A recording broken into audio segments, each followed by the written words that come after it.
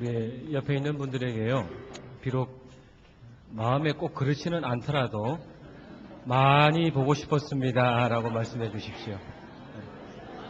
많이 보고 싶었습니다.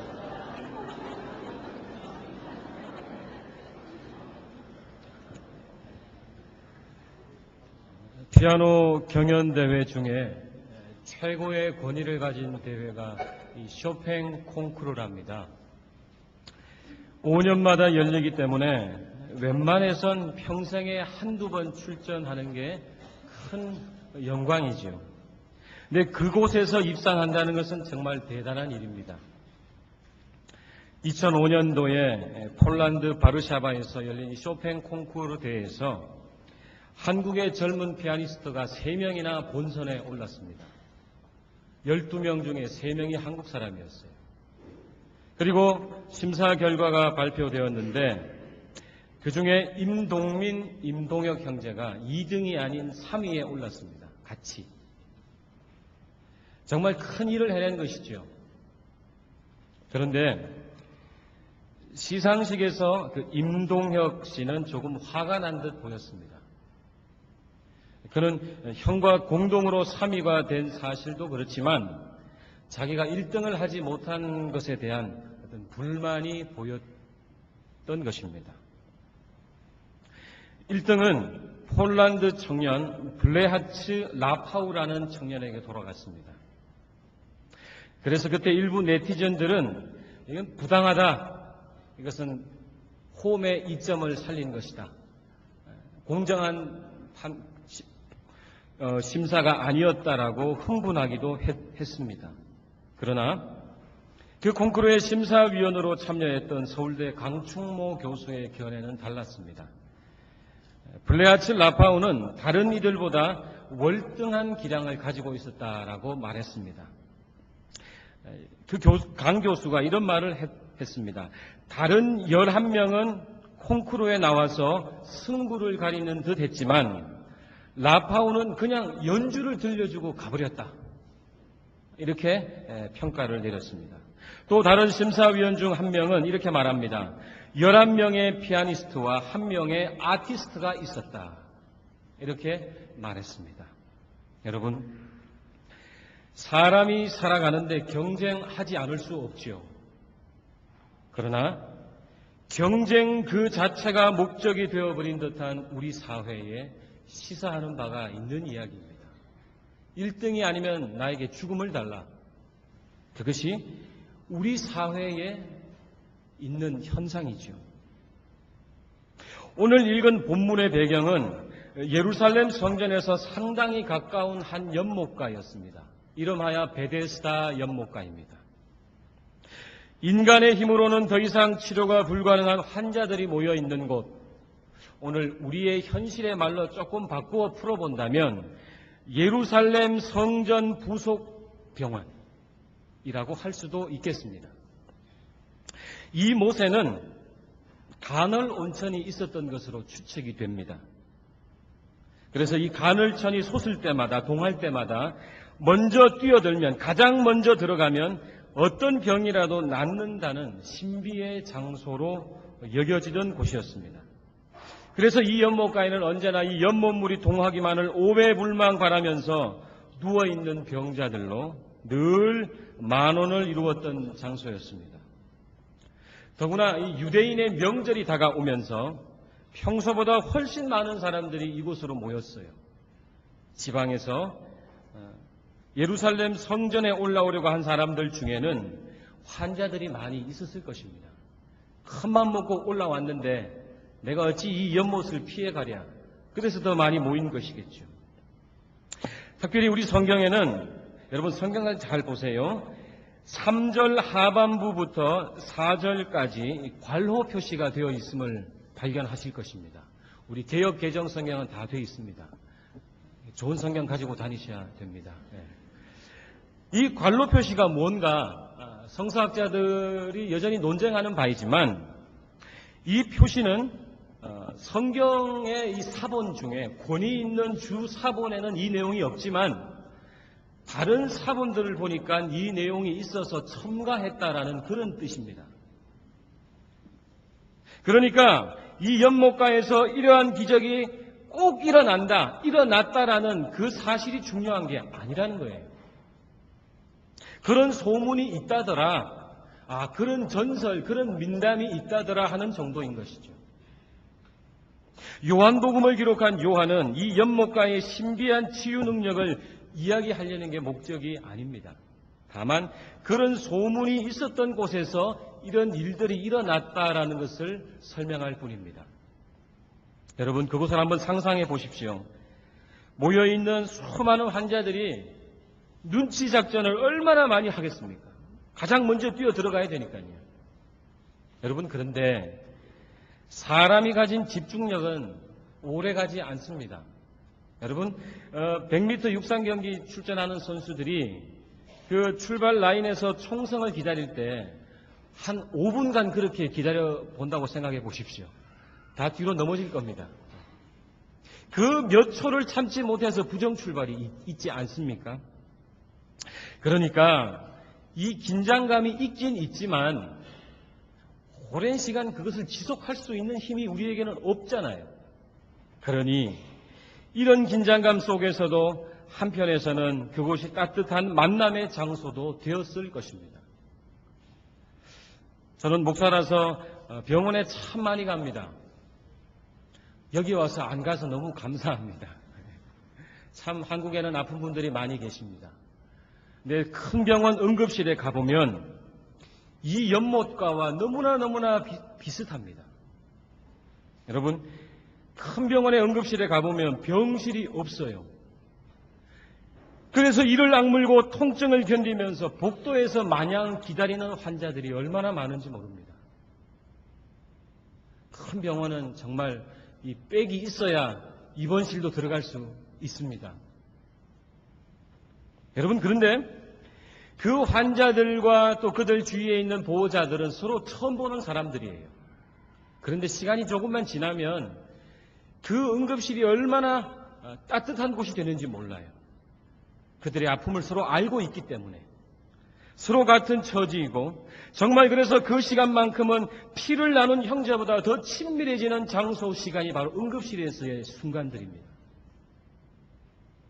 여러분, 베데스다 연못가는 정말 온갖 병과 기구한 사연을 가진 자들의 인생사 푸념이 끊이지 않는 그런 사랑방 같은 장소였을 것입니다.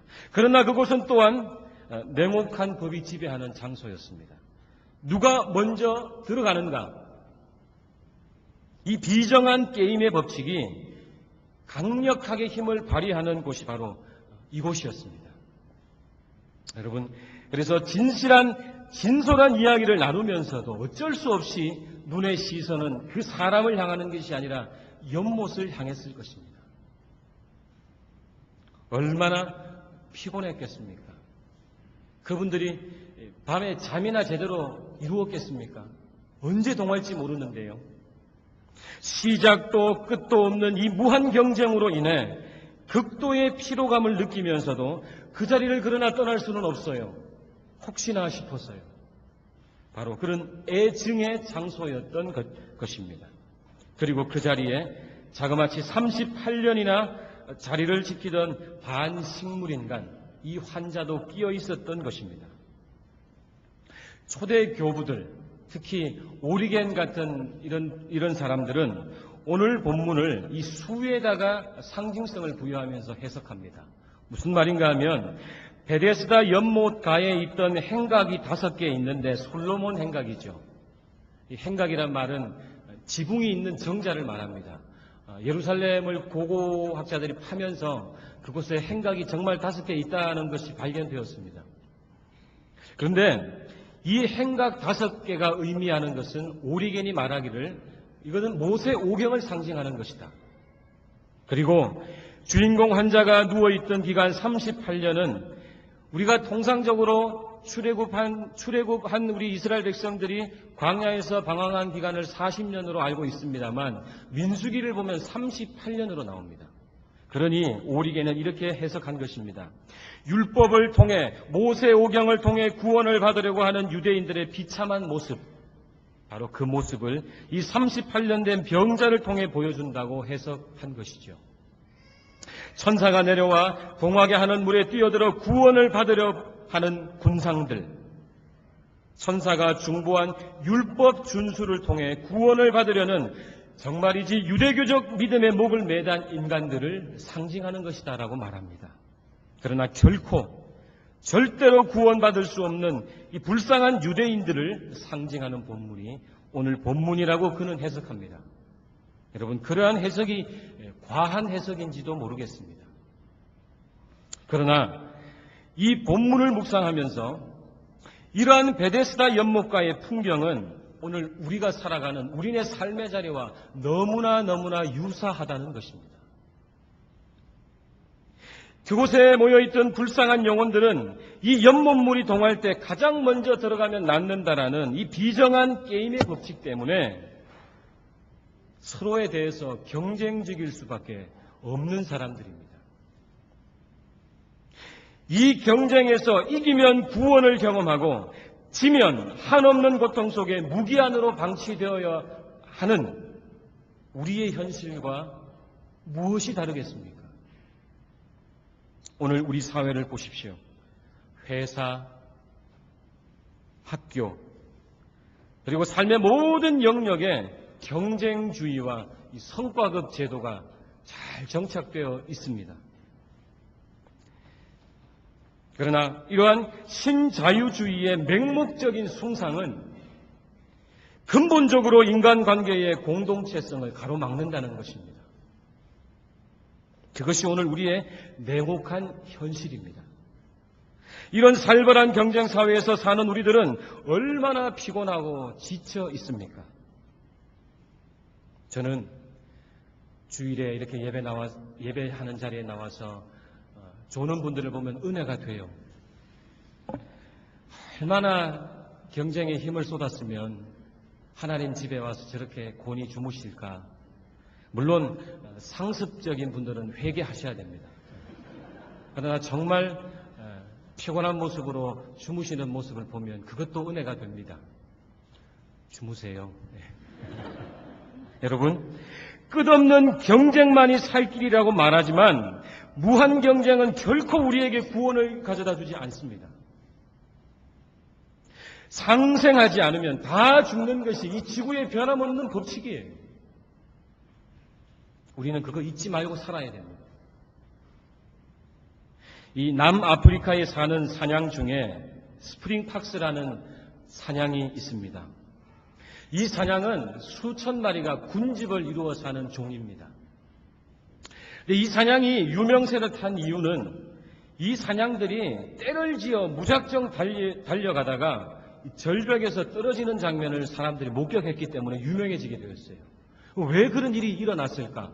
이 동물학자들은 인간 외에도 집단 자살을 하는 동물이 또 있구나. 그래서 조사하기 시작했던 것이죠. 이 사냥에 대한 활발한 연구가 진행되었고 그 결과가 이러합니다. 무리 속에 끼인 이 사냥들 속에 가장 선두에 있는 무리들은 좋은 풀을 선점하기 위해서 막 달려가는 거예요. 미지의 영역이잖아요. 빨리 가면 더 좋은 풀을 먹으니까요. 그런데 뒤에 있는 사냥은요, 앞에서 그냥 달리니까 따라간 거예요. 그러면 중간에 있는 대부분의 양들은 못했느냐? 여러분, 앞에서는 뛰어가죠. 뒤에서 밀죠. 그래서 따라가는 거랍니다. 근데 문제가 생깁니다. 선두에 있는 이 스프링팍스가 절벽이 있다는 것을 발견합니다. 그리고 죽을 힘을 다해서 멈춰보려고 애를 써보지만 이미 시간은 지나버린 거예요. 어마어마하게 밀어붙이는 뒤에서 오는 그 힘 때문에 수천 마리가 다 몰살한다는 겁니다. 여러분, 좀 과장을 더 한다면 저와 여러분의 모습이 바로 그렇지 않습니까? 특별히 우리 세대보다 더 무한 경쟁 시대를 살아가야만 하는 우리 아이들의 지친 모습 속에서 스프링팍스가 연상되는 이유는 왜일까요? 중학교에서 제 나름 선두에 선 무리들은 특목고 혹은 해외 유학이라는 유행에 따라 뛰어다니고 고등학교 올라가 보세요. 스카이는 이제 원에 차지도 않습니다. 미국의 동부 지역을 겨냥합니다. 그리고 그렇게 뜀박질합니다. 그러나 그 뒤에 대부분의 학생들은 앞서가는 무리들이 만든 유행과 시류에 따라 무작정 달리는 무리들이 아닙니까? 그런데 문제는 선두그룹에 속한 아이들이라고 해서 뚜렷한 목적의식이 있느냐, 정말 미래에 대한 설계를 하고 사느냐라는 질문 앞에서 과연 얼마나 대답을 자신 있게 할 수 있겠습니까? 그들이 가진 소질, 적성, 이 달란트 같은 하나님 주신 비전은 안중에 없는 듯 보이는 아이들이 너무나 많습니다. 그저 부모가 바라니까, 부모님이 떠다미니까, 친구들 사이의 분위기가 거기 가면은 잘했다 그러니까. 여러분, 그렇게 무작정 달려가는 아이가 혹 우리 집 아이는 아닌지 모르겠습니다. 본문으로 돌아옵니다. 이 연못가에 있던 사람들은 바로 근처에서 벌어지는 6월절 축제를 즐길 여유가 없는 사람들이에요. 이 경쟁에서 반드시 이겨야만 하는 참으로 고난 인생들이었습니다. 오늘 말씀 7절을 한번 보실까요? 38년 된 병자의 고백을 한번 우리가 볼 필요가 있습니다. 7절 같이 읽겠습니다. 병자가 대답하되 주여 물이 움직일 때에 나를 못에 넣어주는 사람이 없어 내가 가는 동안 다른 사람이 먼저 내려가나이다. 여러분, 이 푸념을 가지고 38년을 산 사람이에요. 얼마나 불쌍하고 얼마나 비참합니까? 먼저 들어가는 한 명만이 구원을 받을 수 있다는 이 게임의 법칙이 연못가에 모인 이 사람들의 공동체를 오랜 시간 손상시켜 온 것입니다. 사랑하는 여러분, 그런데 이 연못가에 진정한 구원이 임했습니까? 이 경쟁에서 1등을 한 사람의 병이 나았는지는 모르겠습니다. 그러나 그것마저도 성경 아무리 찾아봐도 그런 구절이 없어요. 오늘 우리가 살아가는 21세기 베데스다 연못가에도 무한 경쟁을 부추기는 신자유주의가 정말 맹위를 떨치고 있습니다. 그러나 그것이 과연 우리에게 참된 구원을 주겠습니까? 요즘 한국에는 물론 이 점에 있어서는 싱가포르도 예외가 아닙니다만 강력한 신흥 종교가 급부상했습니다. 이름하여 대학교. 여러분, 왜 대학교가 종교입니까? 한국 사회를 가만히 보면 개신교, 불교, 천주교, 유교, 오만 종교 위에 대학교가 있기 때문에 그렇습니다. 실제로 가장 궁극적인 목적이 대학교에 있습니다. 최근 서울에 한 고등학교 안에 그 걸려있는 급훈을 어느 신문이 소개하는 그 글귀를 보았습니다. 너무 마음이 아팠습니다. 그 급훈이 무엇인 줄 아십니까? 10분 더 공부하면 마누라가 바뀐다. 칠판 위에 태극기가 있고 급훈이 있지 않습니까? 10분 더 공부하면 마누라가 바뀐대요. 여러분, 또 어떤 반에는 오늘 흘린 침은 내일의 피눈물이 된다. 그러니까 졸다가 흘리는 침 있죠. 그것이 나중에 되면 피눈물이 된다라는 거예요. 여러분, 누가 이 거품을 만들었을까요? 아이들이 만들었을까요? 아이들이 마음에 감동을 받아서 만들었을까요? 아닐걸요. 승자 독식, 약육 강식, 이것을 조장하는 우리네 교육이 그렇게 아이들을 만든 거예요. 여러분, 이런 곳이야말로 교실이 아니라 정글입니다. 정글. 여러분, 교육의 존재 이유가 뭡니까? 원래 교육은요, 가만히 인간을 내버려 두면 정글같이 사나워지기 때문에 교육이 있어야 사람 냄새가 나는 사람이 나온다. 그래서 교육이 만들어진 거예요. 그러나 오늘날 우리 교육은요, 더 정글을 만들고 있다는 것입니다. 승자 독식이에요. 약육 강식입니다. 그런데 문제는 이 점에 있어서 우리 기독교는 어떤 역할을 하느냐 하는 것입니다. 한국에는 교회마다 수능 기도회라는 모임이 교회마다 생겨났습니다. 좀 더 세련된 교회는 수능 전 40일부터 입시생을 위한 40일 특별 새벽 기도회가 진행됩니다. 이런 기도회 자체가 잘못되었다 하면 안 된다는 이야기 절대 아닙니다. 그러나 정말 이런 기도회가 입시로 인해서 고통당하는 우리 아이들의 아픔을 함께 느끼고 입시 문제를 하나님이 해결해 달라고 하는 데 초점이 있다면 이 기도회는 정말 생명을 살리는 멋진 기도회가 될 것입니다. 그러나 초점은 다른 데 있습니다. 오직 초점은 내 자식 입시에서 성공하는 것입니다. 내 자녀가 합격하는 것입니다. 여러분, 이런 점에서 교회는 다른 종교와 구별이 되어야 되는데 구별이 안 된다는 거예요. 오히려 더 강화하고 있다는 것이죠. 입시에서의 성공은 하나님의 축복이다. 이 공식을 자꾸 교회들이 퍼뜨리는 것 같습니다. 그래서 재수하고 삼수하는 아이들의 부모는 교회를 못 나와요. 여러분, 인생은 모르는 거예요. 하나님이 어떤 계획을 가지고 있는지 모르는 거예요. 그런데 합격이 하나님께 영광이다. 이 공식이 정말 그렇습니까? 한국의 기독교는 입시를 변화시키는 영향력보다는 입시 경쟁을 강화시키는 데 한몫을 한다는 겁니다. 여러분, 구원을 선포해야 할 기독교가 구원을 숨기고 있는 것입니다. 그곳에는 그런 방법으로는 참된 구원이 없다는 것을 알려주어야 하는 것이 우리 교회의 사명입니다. 그런데 이 사실을 알려주기는커녕 그 경쟁에 피를 튀기며 가담해서 이제는 하나님도 그 경쟁에서 이기기 위한 수단에 불과한 분이 되어버렸어요. 하나님을 안전장치로 두고 그냥 나의 길을 가는 거예요. 그리고 더 탐욕적으로 더 악착같이 연못에 먼저 들어가려고 하는 것이 오늘 우리 기독교인들의 자화상 아닙니까? 우리는 압니다. 그곳에 21세기 베데스다 연못가에 예수 그리스도가 오셔야만 참된 구원이 있다는 것을 우리는 압니다. 우리는 그거 전하고 살아가야 될 존재인데 예수님 속에는 고사하고 먼저 들어가는 것이 이기는 자임을 보여주려고 하지 않느냐 하는 말입니다. 오늘 본문으로 돌아갑니다. 예수님은 이 절망적이고 비정한 예루살렘 부속병원에 나타나셔서 진정한 구원의 출구가 어디에 있는가 가르쳐 주셨습니다. 네가 낫고자 하느냐? 그 말은요, 다른 사람과의 경쟁이 아니라 하나님을 향한 믿음만 있다면 너는 치유받을 수 있다라는 바로 구원의 참된 길을 예수님이 가르쳐 주신 것입니다. 그렇게 하심으로써 그의 몸과 마음의 병 모두를 치유해 주신 분이 예수님이십니다.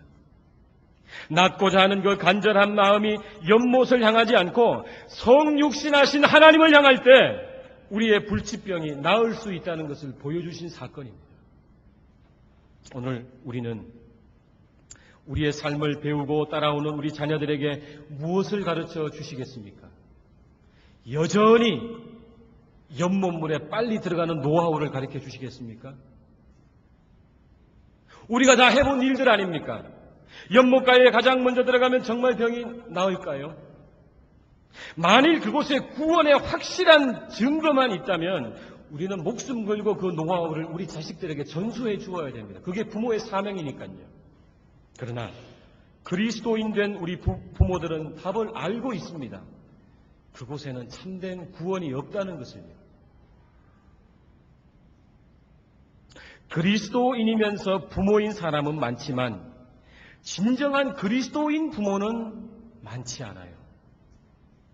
자신의 신앙이 자녀 교육, 특히 입시 문제까지 연계가 되어 그 영역에서도 주님의 주님 되심을 인정하는 부모가 우리 중에 얼마나 있겠습니까? 사랑하는 여러분, 이 광복주일에 우리가 정말 맛보아야 하는 해방은 다른 데 있지 않아요. 바로 예수 그리스도 안에 있습니다. 지금 내가 올인하는 그 일, 내가 지금 미쳐서 하는 그 일에 과연 구원의 출구가 보이는가? 그거 물어봐야 됩니다. 그리고 이 질문에 답할 수 있는 사람이라야 세상이 줄 수 없는 해방감을 누리며 사는 사람입니다. 광복주일에 하나님이 주시는 진짜 자유함을 경험하시기를 소원합니다. 사랑하는 자녀에게 예수 그리스도를 전하십시오. 내 사랑하는 자녀에게 진정한 구원은 경쟁에서의 승리가 아니다. 예수 그리스도이시다라는 것을 피를 토하며 전하십시오. 우리의 자녀, 여러분의 자녀, 저의 자녀, 그리스도의 제자로 만들어야 됩니다. 우리가 선교 정말 힘을 쏟고 있지만 정작 여러분, 우리가 말하는 선교는 수평적인 개념의 선교예요. 우리가 아무리 먼 곳에 나가 하나님의 말씀을 전한들 내 자식이 하나님 없다 하면 내 있는 곳이 피선교지가 되어버린다는 사실을 기억하십시오. 우리가 아무리 밖에 멀리 나가서 전도해본들 내 자식이 하나님 없다 하는데 무슨 소용이 있겠습니까? 자녀에게 참된 구원의 길을 가르쳐 주어야 합니다. 여러분, 내 사랑하는 자녀, 손주들을 교회 교육에만 의존하지 마십시오. 부탁드립니다. 교회 교육을 불신해서가 아니에요. 교회 선생님이 잘 못한다가 아니에요. 진짜 신앙교육은 집에서 이루어지기 때문에 그렇습니다. 교회 교육은 보충 수업이에요. 정규 수업은 우리 집에서 이루어지는 것입니다. 여러분, 성경이 그것을 누차 강조하고 있지 않습니까? 우리 주일학교 역사는 길어봤자 200년이 채 못 됩니다. 그러나 하나님의 말씀의 교육은 지금까지도 유대인들에게 존속되어 온 이유는 저들이 수직적인 선교를 잘했기 때문에 그렇습니다. 무너진 가정예배 살려야 됩니다. 아직 시작도 안 하셨다면 이제 살려야 됩니다. 어느 사이엔가 나는 내 자식에게 성경 말씀을 전하면 닭살이 돋는 이상한 상황까지 오지 않았습니까? 야, 그런 것은 교회 가서 배워라. 너는 나한테 연못에 먼저 들어가는 것만 배우면 돼. 여러분, 하나님 기뻐하실까요? 정말로 우리가 그때서야 피눈물 흘릴 것입니다. 여러분, 자녀와 부모가 하나님 말씀 나누는 이 자연스러움이 자연스러움으로 다가와야 합니다. 그렇지 않으면 세상에서는 성공한 부모일지 몰라도 하나님 앞에서는 철저하게 실패한 부모인 것이죠. 또한 자녀에게 함께 사는 법을 가르쳐 주십시오. 네가 먼저 연못에 들어가서 네가 원하는 목적을 이루면 끝이냐? 겨우 너의 생이 그렇게 되는 것이 전부더냐? 계속 귓전에 울려주십시오. 나는 너를 그렇게 낳지 않았다. 내가 너 그러려고 키운 것 아니다라고 계속 말씀해 주십시오.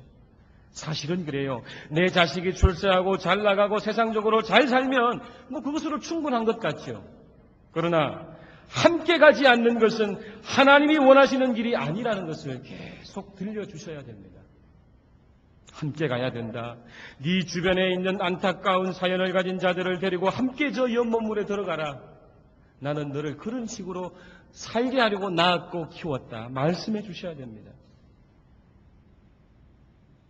어려운 때이지만 우리 교회가 지난 30년 동안 하나님이 우리 곳간에 채워주신 것들이 참 많이 있습니다. 이제 30주년을 기점으로 말미암아 지금까지도 잘 해왔지만 앞으로 더 우리의 곳간을 헐어야 할 것입니다. 그래서 지난주, 이번주, 다음주 스폰서 차일드라는 작정주일로 지키고 있습니다. 여러분, 매달 45불, 큰 돈도 아니고 작은 돈도 아닙니다. 그래서 그 돈 있어도 살고 그 돈 없어도 삽니다. 분명한 것은 이 돈이 없어서 죽고 사는 영혼이 우리 주위에 너무나 많다는 사실입니다. 이 기회를 통해서 얘야, 함께 사는 것은 이런 삶이라는 것을 보여주시길 원합니다. 아, 저 목사의 결론은 이거였구나. 오늘 작정 많이 해야겠구나. 여러분 그렇게 적용하신다면 드릴 말씀 더 이상 없습니다. 그러나 오늘 말씀을 통해서 예수님은 진정한 구원은 경쟁에 있지 않다라는 것을 우리에게 알려주십니다. 그리고 함께 가라고 말씀하십니다. 함께 가라고 말씀하십니다. 여러분, 그래서 자녀에게 함께 사는 것이 무엇인가를 보여주시기를 정말 부탁드리겠습니다. 여러분, 그렇게 분명한 사실은요, 한 해 돕다 보면 반드시 5년이 되고 10년이 되고 평생이 될 줄로 저는 확신합니다. 왜냐하면 아랫배는 조금 아플지 모르겠지만 참 기쁨이 있거든요. 제일 좋은 방법은 우리 자녀들 용돈에서 전부 지출하게 하는 방법입니다. 그러나 그렇게 하면 우리 아이들 중에는 노조를 결성하고 파업할 아이들이 있기 때문에 여러분 용돈 좀 올려주세요. 45불이란 돈, 그렇게 큰 돈도 작은 돈도 아닙니다. 그러나 이런 작은 배려와 결단이 승자 독식의 애굽의 문화를 뒤엎는 길임을 우리가 기억해야 됩니다. 저 세상 문화, 승자가 이기는 문화, 승자가 독식하는 문화, 이기면은 다 잡아먹을 수 있는 저 무한 경쟁 사회 속에서 상생이라는 것을 우리 부모님들이 보여주시기를 소원합니다. 함께 갈 때, 상생할 때 하나님 나라는 확장되기 때문에 그렇습니다. 이제 말씀을 맺겠습니다. 그리스도인 된 부모인 저와 여러분이 아직도 나는 정말 열심히 노력해서 베데스다 연못가에 가장 먼저 뛰어들었다. 아들아, 아빠를 배워라. 라고 말씀하시겠습니까? 진정한 해방은 예수 그리스도 안에 있으며 그 구원의 기쁨을 함께 나누며 사는 것입니다. 비정한 게임의 법칙이 난무하는 학교와 일터 속에서 그곳에는 구원이 없음을 선포하며 진정한 구원이 무엇인지를 몸으로 보여주는 저와 여러분 삶 되시기를 간절히 축원드립니다. 기도하겠습니다. 하나님, 우리는 말씀 앞에 비출 때에 죄인임을 고백합니다. 정글 속에 살면서 하나님이 명하신 것들은 다 잊어버리고 더 움켜쥐고 내 자녀, 내 가문, 내 것만 성공하면 되지라는 속 좁은 마음으로 살았던 우리 죄인들을 주님 용서하여 주시옵소서. 그곳에 진정한 구원이 없음을 깨닫고 예수 그리스도 안에서 함께 가는 생을 살게 하여 주시옵소서. 우리 사랑하는 자녀들이 그런 삶을 살기를 소원합니다. 탁월함을 갖추되 그러나 함께 가는 멋있는 우리 아이들이 되게 하여 주시옵소서. 특별히 이 시간 간절히 기도합니다. 우리 그리스도인들은 끝이 있음을 알기에 일희일비하지 않고 초연하게 가지만 그러나 심판이 있음을 알기에 최선을 다해 살아가야만 하는 존재임을 기억하고 주어진 삶의 자리에서 그곳에 구원이 없음을 선포하는 용기 있는 사람들 다 되게 하여 주시옵소서. 예수님의 이름으로 기도하옵나이다. 아멘.